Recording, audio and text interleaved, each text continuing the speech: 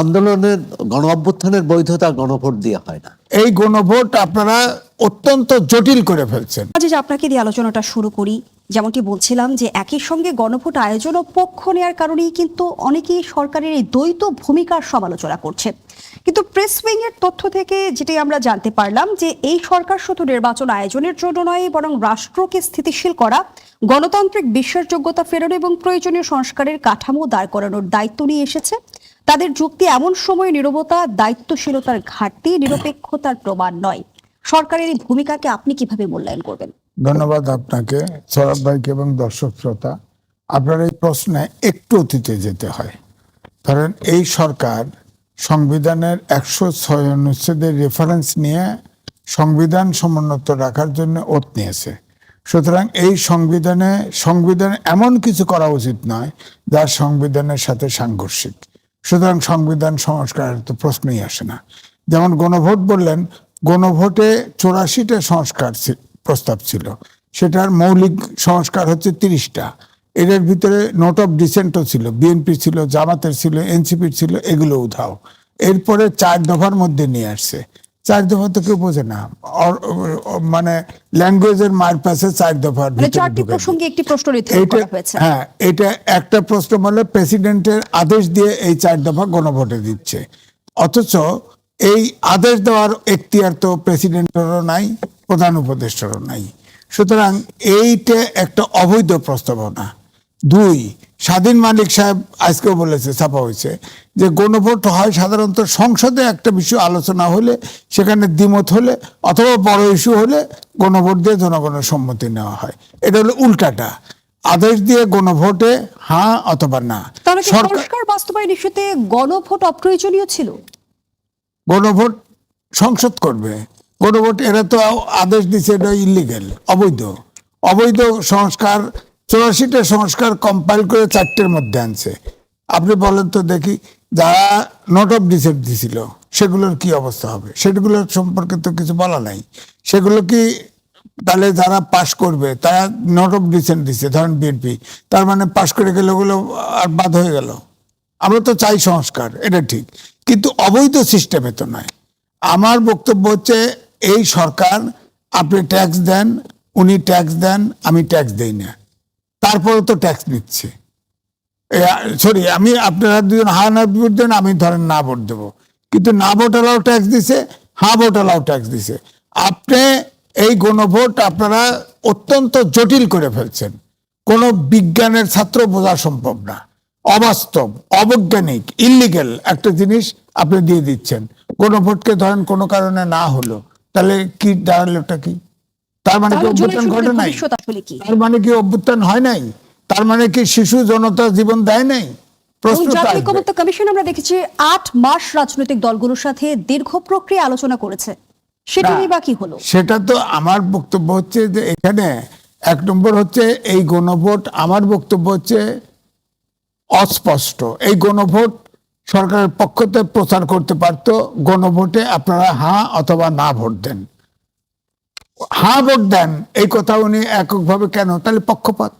তাহলে তো সুপ্রিম কোর্টে তো অন্তর্বর্তীকালীন সরকার কি নিরপেক্ষ তত্ত্বাবধায়ক সরকার তো পাশ হয়েছে, ওইটা দিয়ে করে দিয়ে কোনো সরকার থেকে আসে এনসিপি জামাতের পক্ষে নামে পড়ুক, সমস্যা নাই তো।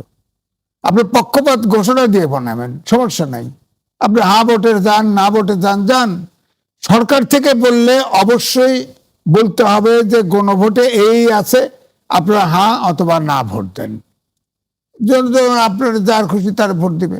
তো এটা তো একটা পক্ষপাত। 2 নম্বর হচ্ছে, এই সরকার আপনি দেখেন, সবচেয়ে বড় প্রশ্ন যেটা এখনো আলোচনা নেই, আমার কাছে ভিডিও আছে, আপনার প্রবাসীদের ভোটার করেছে, কেউ জানে না। এদের অধিকাংশ, অনেকেই কিন্তু আপনার বিদেশি নাগরিক। এই সরকারের মধ্যে প্রবাসীদের ভোটার করছে, কাউকে জানায় নাই। এখন প্রবাসে তো মিডিল ইস্টের 4টে দেশের ভিডিও আমার কাছে আসছে।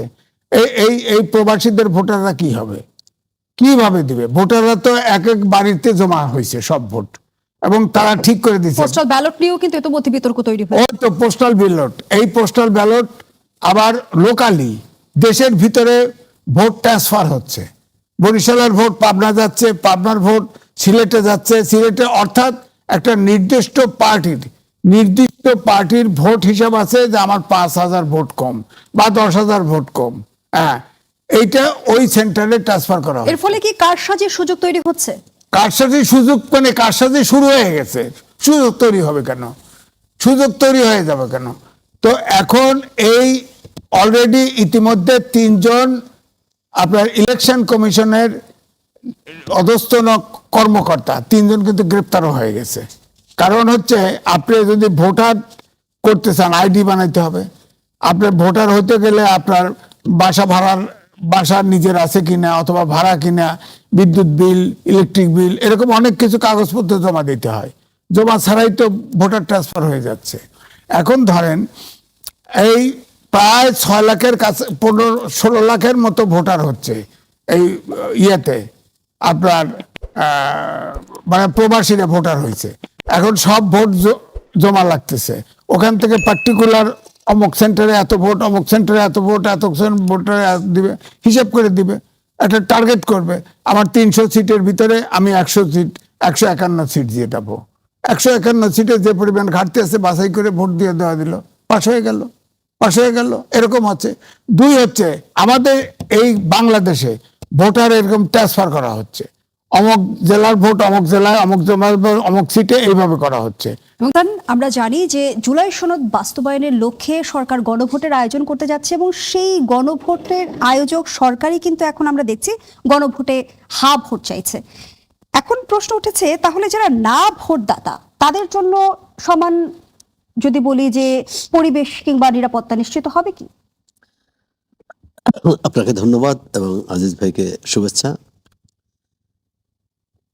গণ অভ্যুত্থানের মধ্য দিয়ে যে পরিবর্তন হয়েছে, এত জীবনদানের মধ্য দিয়ে যে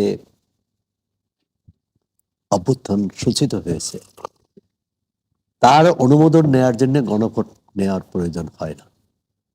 গণভোট হতে পারত, যেটি আজিজ ভাই বলেছেন, বিএনপি শুরু থেকে বলেছিল, বাম দলগুলো বলেছিল যে জাতীয় সংসদে আইন পাশ হবে, তারপর সেই আইনকে চূড়ান্ত অনুমোদন দেওয়ার জন্য গণভোট হতে পারে, যেটি 1991 সালে হয়েছে। আর এর আগে 2টি যে গণভোট হয়েছে 77 এবং 85 সালে, সেই গণভোট ছিল সামরিক শাসকরা তাদের নিজেদের অনুমোদন নেওয়ার জন্য, কারণ তারা বন্দুকের জোরে ক্ষমতায় এসেছিলেন এবং সেটি এক ধরনের এটাকে জায়েজ করার জন্য গণভোট দিয়েছিলেন। এবং সেই গণভোটের পরিণাম আমরা জানি যে গণভোটে যদি 20%-ও কম লোক উপস্থিতি ছিল, সেটি দেখানো হয়েছে যথাক্রমে 88 এবং 77 হায়ের পক্ষে। এখন এই গণভোটের চরিত্র কি হবে? একটা হচ্ছে যে কারিগরি দিক, এই 4টি প্রশ্ন জনগণ বুঝবে কিনা, তারা কতজন, দেশের প্রায় 1/4 মানুষ তো নিরক্ষর, তারা পড়তেই জানেন। হ্যাঁ, তারপর যে ধরে নেই যে প্রতিদ্বন্দ্বী প্রার্থীরা তাদেরকে বোঝালেন, তাদেরকে জানালেন যে কিভাবে ভোট দিতে হবে, কিন্তু প্রয়োজনটা কি ছিল? কারণ এটা বৈধতা, আন্দোলনের গণ অভ্যুত্থানের বৈধতা গণভোট দিয়ে হয় না। এখানে যদি গণ অভ্যুত্থান না হতো, সরকার কোনো আইন পাশ করতে যাচ্ছে, সেটার পক্ষে গণভোট, সেটার পক্ষে হা বা না। দ্বিতীয় হচ্ছে সরকারের ভূমিকা কি হবে। সরকার যখন গণভোট দিয়েছে, গণভোট হচ্ছে হাও দিতে পারেন, আপনি নাও দিতে পারেন। সরকার এখানে তো জনগণের কাছে প্রশ্ন করবে। এখন এটি কি উদ্বেগ থেকে, এটি কি আত্মবিশ্বাসের ঘাটতি থেকে সরকার হা ভোটের পক্ষে প্রচার চালাচ্ছে? কারণ জনগণের উপরে তো ছেড়ে দেওয়ার কথা। আমরা জানি যে গত 3টি নির্বাচনে আওয়ামী লীগ সরকারের আমলে অনুষ্ঠিত জনগণকে সিদ্ধান্ত নেওয়ার সুযোগ দেওয়া হয়নি, কারণ নির্বাচনগুলো এমনভাবে সাজানো হয়েছে যাতে জনগণ কেন্দ্রে না যায়, অথবা কেন্দ্রে গেলেও ভোটাধিকার থেকে বঞ্চিত হয়। এই সরকার তো সেরকম একটি ভোট করতে যাচ্ছে না। তারা তো অবাধ, সুষ্ঠু এবং ইতিহাসের সেরা নির্বাচন করতে যাচ্ছে। সেখানে আবার গণভোটটা কেন? আর যারা নির্বাচিত হবে 8 মাস ধরে আলোচনা হলো, 8 মাস ধরে একটা ওই মতৈক্যে পৌঁছালো, সেই মতৈক্যে অর্থাৎ রাজনৈতিক দলগুলোর প্রতি এই সরকারের অনাস্থা আছে, জনগণের প্রতি অনাস্থা আছে, যে কারণে তারা গণভোটের মধ্য দিয়ে নিজেদের বৈধতা দিতে চাচ্ছে এবং এক ধরনের শাসনতান্ত্রিক পরিবর্তনের কথা বলছে। এখন সরকার যখন বলছে যে গণভোটের পক্ষে, হায়ের পক্ষে ভোট দেন, তখন তো যে কোনো নাগরিক তার যদি ইচ্ছাও থাকে যে না এর পক্ষে বা না না বলবে, তো ভয় পাবে। যদি না বললে কোনো বিপদ হয়, যদি তার বিরুদ্ধে মামলা হয়, কারণ আমরা অতীতে হয়েছে এবং কেউ কেউ এরকম আভাস ইঙ্গিত দিয়েছেন যে সেটি বেআইনি হবে বা না ভোট দেওয়া। সরকারই যেখানে একটা বিকল্প রেখে দিয়েছে, আপনি হাও দিতে পারেন, নাও দিতে পারেন। তো সরকার আগে তো জনগণকে বলে দিতে পারে না যে আপনি কে হায়ের পক্ষে কে নায়ের পক্ষে। রাজনৈতিক দলগুলো, প্রতিযোগী রাজনৈতিক দলগুলো বলতে পারে এবং জামাত ইসলামী, এনসিপি অনেকগুলো দল কিন্তু এই গণভোটের হায়ের পক্ষে প্রচার চালাচ্ছে। এটি রাজনৈতিক দলের স্বাধীনতা আছে, এই নেতৃত্বের স্বাধীনতা আছে। কিন্তু সরকার এখানে কেন পক্ষ হবে? সরকার এখানে রেফারের ভূমিকা পালন করার কথা, কিন্তু তারা রেফারের ভূমিকা থেকে এখন পক্ষ নিয়েছে। যে মৌলিক যে প্রশ্নটি হবে, যদি সরকারের এত প্রচারের পরেও, এত তৎপরতার পরেও যদি গণভোটের পক্ষে 50% ভোট না পড়ে, অর্থাৎ 50% হা না পড়ে, তাহলে নৈতিকভাবে এটি প্রশ্নবিদ্ধ হবে যে এত বড় অভ্যুত্থান, এত বড় পরিবর্তন, এত মানুষের জীবনদান, সেটি গণভোটে এসে সমর্থন পেল না। তাহলে পুরো শুধু গণভোট প্রশ্নবিদ্ধ হবে না, শুধু সরকার প্রশ্নবিদ্ধ হবে না, গণ অভ্যুত্থান প্রশ্নবিদ্ধ হবে, যা কোনোভাবেই কাম্য না। নিশ্চয় আপনি অবগত আছেন, নির্বাচন কমিশনের বিরুদ্ধে বিএনপির প্রতি পক্ষপাতের অভিযোগ এনে এনসিপির মুখপাত্র বলেছেন এই নির্বাচনে আমরা অংশ নেব কিনা এখন সেটি বিবেচনা করার সময় এসেছে। না, প্রশ্ন হচ্ছে, এনসিপি যদি নির্বাচন বর্জনের কথা ভাবে তাহলে নির্বাচনের গ্রহণযোগ্যতা প্রশ্নের মুখে ফেলবে কি? ইতিমধ্যে প্রশ্নের মুখে পড়েনি, কারণ নির্বাচন হচ্ছে বাছাই করার, প্রতিনিধি বাছাইয়ের উন্মুক্ত সুযোগ। বাংলাদেশের প্রতিটি ভোটার কি তার পছন্দসই প্রার্থী বেছে নিতে পারবে? তার পছন্দসই ব্যক্তিকে প্রার্থী করতে পারছেন না, কারণ জনগোষ্ঠীর একটা বড় অংশ এই নির্বাচন প্রার্থিতা থেকে বঞ্চিত হচ্ছে, প্রার্থী দিতে পারছে না। এতে আওয়ামী লীগের কার্যক্রম নিষিদ্ধ করা হয়েছে। যখন একটি দলের কার্যক্রম নিষিদ্ধ করা হয়, এর অর্থ হচ্ছে তারা নির্বাচন প্রক্রিয়ার বাইরে থাকে। আওয়ামী লীগের যারা অপরাধ করেছে, যারা হত্যাকাণ্ডের সাথে জড়িত, যাদের বিরুদ্ধে বিচার হচ্ছে, এমনকি আন্তর্জাতিক অপরাধ ট্রাইব্যুনাল বলেছে যে অভিযোগপত্র পেশ করলেই তারা নির্বাচন থেকে বাড়িত থাকবে, নির্বাচন করতে পারবে না। কিন্তু এর বাইরে যে লাখ লাখ কর্মী সমর্থক আছে, তাদেরকে কিভাবে? সোহরাব হাসান, যে বিষয়টি নিয়ে আমরা আলোচনা করছিলাম, আপনি বলছিলেন যে আওয়ামী লীগের এখন রাজনৈতিক কার্যক্রম স্থগিত থাকায় ত্রয়োদশ নির্বাচনে তাদের অংশগ্রহণের সুযোগ নেই, কিন্তু আওয়ামী লীগের যে কর্মী রয়েছে, যারা সমর্থক রয়েছে, তারাও কি ত্রয়োদশ নির্বাচনের বাইরে থাকবে? তাদের ভোট কার বাক্সে পড়বে? সেটা নাগরিক বা ভোটারের তার ইচ্ছের উপর নির্ভর করবে। তিনি যদি মনে করেন যে দল নির্বাচনে অংশ না নিলেও তার ভোটাধিকার প্রয়োগ করা দরকার, নাগরিক দায়িত্ব, আর অপেক্ষাকৃত কম বিপজ্জনক প্রার্থীকেই, অথবা তার পছন্দের প্রার্থী তো থাকতেন দলীয় প্রার্থী, দলীয় প্রার্থী আওয়ামী লীগের প্রার্থী থাকছেন না।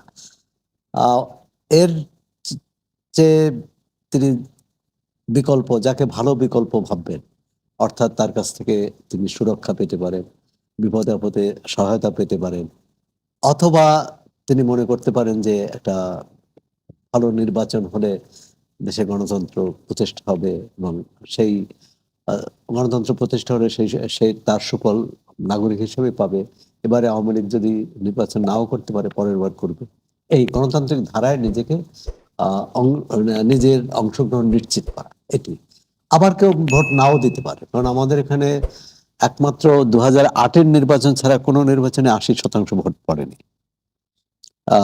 60-70 এটাই। এবং সে প্রশ্নটি তো আসে যে তারা কতটা আশঙ্কা মুক্ত ভাবে ভোট কেন্দ্রে যেতে পারবে সরকারের তরফ থেকে। আমার মনে হয় না যে সরাসরি আমার মনে হয় না খুব আশঙ্কা আছে, কারণ জাতীয় পার্টি নিয়ে তো এত আওয়াজ আমরা দেখলাম, আদালতে যদিও একটা রিট হয়েছে, কিন্তু ওই জাতীয় পার্টির যারা প্রার্থীরা যারা মনোনয়নপত্র জমা দিয়েছে তাদের বিরুদ্ধে যে ব্যাপক বিক্ষোভ হয়েছে বিভিন্ন জায়গায়, সেটা কিন্তু নেই। বরং জয়ের জন্যে সব দলই, বিএনপি, জামাত ইসলামী, এমনকি এনসিপিও, ইসলামী আন্দোলন, বাম, সবাই চাইবে যে আওয়ামী লীগের ভোট তাদের পক্ষে আসুক। কারণ নিজের দলীয় সমর্থকদের ভোটে কোনো দলই জিততে পারে না, দলের ব্যক্তির বাইরের ভোটেই জয়ী হতে হয়। সেক্ষেত্রে আওয়ামী লীগের ভোট টানার চেষ্টা করবে, আওয়ামী লীগের সমর্থকদের ভোট টানার চেষ্টা করবে সব দলই।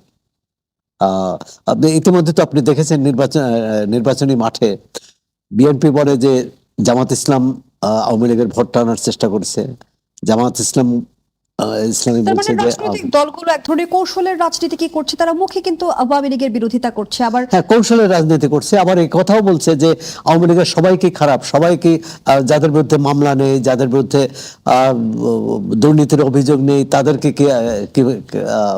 কোন যুক্তিতে নির্বাচন প্রক্রিয়া থেকে বা ভোটাধিকার থেকে বঞ্চিত করা হবে। ভোটাধিকার থেকে কাউকেই বঞ্চিত করা যায় না, এটা বঞ্চিত করতে পারলে একমাত্র আদালত পারে। ধন্যবাদ জানাচ্ছি জনাব সোহরাব হাসান। জনাব এম এ আজিজ, এবার নির্বাচন থেকে সরে দাঁড়ানোর হুমকি দিল এনসিপি, সেই সঙ্গে বিএনপি মহাসচিব মির্জা ফখরুল ইসলাম আলমগীর বলেছেন ইসি পক্ষপাতমূলক আচরণ করছে। জামায়াতের নায়েবে আমির বলেছেন একটি নির্দিষ্ট দলের নেতাকে অতিরিক্ত নিরাপত্তা ও প্রটোকল দেয়াকে নির্বাচনী সমতার নীতি সরাসরি লঙ্ঘন বলে অভিহিত করেছেন তিনি। এই যে আমরা দেখছি যে রাজনৈতিক বাস্তবতা তৈরি হয়েছে, যে পাল্টাপাল্টি অভিযোগের এক ধরনের রাজনীতি চলছে, এটিই কি এখন নির্বাচনী মাঠে সবচেয়ে বড় অস্ত্র হয়ে গেছে কিনা? এটা বড়, এর চেয়েও বড় অস্ত্র আমি বলার চেষ্টা করেছি, আপনি বোধহয় আমার ইয়েটা গ্রহণ করেন নাই। একটা হচ্ছে ভোটার ট্রান্সফার করা, এক সেন্টার থেকে আর এক সেন্টারে নেওয়া, আর একটা হচ্ছে বিদেশের ভোটারগুলো এক জায়গায় জড়ো করে স্টেটে জড়ো হচ্ছে, সেগুলোকে নিয়ে আসা। এই দুটো হচ্ছে একদম লেভেল ফিল্ডের বাইরে। এটা এক ধরনের অসততা, কারচুপি। এখানে তো সরকার কিছু বলছে না, সরকার শুধু বলছে, এই কালের কণ্ঠে আছে, সরকার শুধু বলছে যে লোকাল যে ব্যালট পেপার, অর্থাৎ দেশের যে সেন্টার ব্যালট পেপার হবে, এইটাকে তারা আগের আদলে রাখবে না, তারা সেন্টার ভিত্তিক ব্যালট করবে। সেন্টার ভিত্তিক তো সারা জীবনই হয়, এত এখন বুঝতে সময় লাগছে কেন? যখন বিএনপির প্রতীক মাঝখানে রাখছে ব্যালট পেপারের, ভাঁজ করলে একটা সিলের এটা ওটা মিলে যেতে পারে, দেখা যাবে না, অথচ শাপলাকলি আর দাড়িপাল্লা টপে রাখছে। এটা নজরুল ইসলাম খান, বিএনপি স্ট্যান্ডিং কমিটির মেম্বার, তিনি ইলেকশন পরিচালনার দায়িত্বে আছে, তিনি অভিযোগ করার পরে এখন বলতেছে সেন্টার ভিত্তিক ব্যালট করা হবে।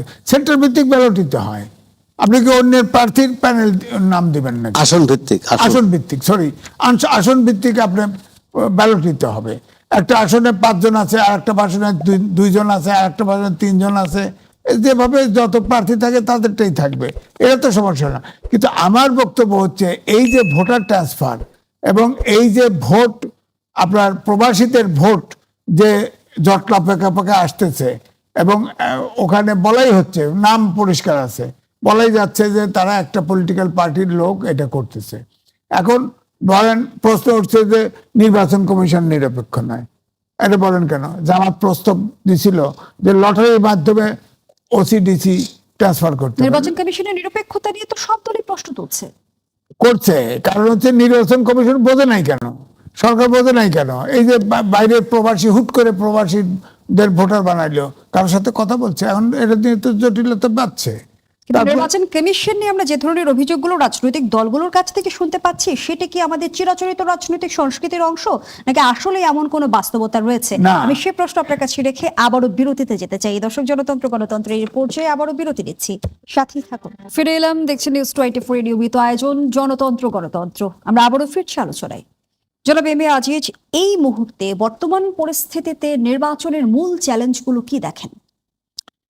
দেখেন, মূল চ্যালেঞ্জ যদি বলেন, ঐক্যমত কমিশনের অভ্যুত্থানের শক্তিগুলোর একদম সততার সাথে নির্বাচন একটা নিরপেক্ষ অংশগ্রহণমূলক হোক, যারা অভ্যুত্থানের শক্তির মধ্যেই হবে তাদের এক হতে হবে, কিন্তু সেটা তো হচ্ছে না, তুমুল প্রতিযোগিতা। এর আগে আমি বললাম না, অনেকগুলো ঘটনা, সরকার নিরপেক্ষ না, সরকার এক পক্ষ নিয়ে নিছে। সরকার এও বলছে, ডক্টর মোহাম্মদ ইউনূস নিজে বলছে, অভ্যুত্থানের অনেক তরুণদের অনেকেই জিতবে, অনেকে মন্ত্রীও হবে। এটা কি করে বললো? বিভাজনের তাহলে দায় কারণ অন্তর্বর্তী সরকার নির্বাচনকে নিয়ে সরকার তো রাজনৈতিক বিরোধী দল- দল তৈরি করছে, সরকারই এগুলি করতেছে, সরকারের কথাবার্তা তো এগুলো তৈরি হয়েছে, সরকার ছাত্রদের দিয়ে পার্টি করাইছে। এখন বলেন, এখন এনসিপি একটা অভ্যুত্থানের শক্তি। হ্যাঁ, দেশ 52 সাল থেকে সব আন্দোলনে তরুণরা নেতৃত্ব দিছে, কোন তরুণরা এত বিতর্কিত হয় নাই এবং সরকারের অংশ নেয় নাই। সে পার্টি করাইছে, সরকারে অংশগ্রহণ করাইছে, এত বিতর্কিত হয়েছে, তারপরেও এই তরুণরা জামাতে যোগ দিছে এবং এক গ্রুপ যোগ দিয়েছে, আর এক গ্রুপ আর একটা দল বানাইছে, নারীরা কেউ যোগদান করে নাই। হ্যাঁ, তো এখন এই 3-4 ভাগ হয়েছে। বলেন, এই এনসিপি তো শেষ, অভ্যুত্থানের শক্তি তো নাই। 4 কোটি তরুণ, তারা তো এখন এদের উপরে কনফিডেন্স রাখবে না। এখন এই অভ্যুত্থানের শক্তিটা তো টিকে থাকা দরকার ছিল। যারা উপদেষ্টা ছিল 3 জন, তারা যদি এখন রাজনীতিটা করতো, এবার ইলেকশন যেতে হবে, নট নেসেসারিলি, তারা আরো 2-3 বছর ওয়েট করতো, তারা রাজনীতি করতো, সমস্যা নাই। কিন্তু যদি তারা অন্তত পক্ষে কোনো বিতর্কে না জড়ায়, যদি প্রেসার গ্রুপ হিসেবে থাকতো, তাহলে তো আমরা যারা বঞ্চিত, এই যে সৌরভ ভাই, আমি 71 সালে 90 সালে আমরা বঞ্চিত, আমাদের প্রত্যাশা পূরণ হয় নাই, অন্তত সমাজটা একটা প্রেসারে, একটা গতির দিকে থাকতো। এখন যে এনসিপি আওয়াজ দিতেছে ইলেকশনে যাবো কিনা, তাতে কি আসে যায়? কি আসে যায়? এরা ইলেকশনে না গেলে কি আসে যায়? এরা তো হজম হয়ে গেছে, এই পার্টি তো এনসিপিতে আর থাকছে না। এই ইলেকশনের পরে তো এনসিপি থাকবে না, থাকবে না, এটা ভ্যানিশ হয়ে গেছে। কেন তারা মনে হচ্ছে নিজেরা থাকবে না? থাকবে না কেন? ওই যে জামাতে ঢুকছে, জামাতে হলো বোয়াল মাছ, ছোট মাছ তারা পেটে। তো বলছে এটি নির্বাচনী সমঝোতা। নির্বাচনী সমঝোতা, কিন্তু পার্টি তো 3-4 ভাগ হয়ে গেছে। পার্টি তো তাদের এনসিপি তো ভাগ হয়ে গেছে।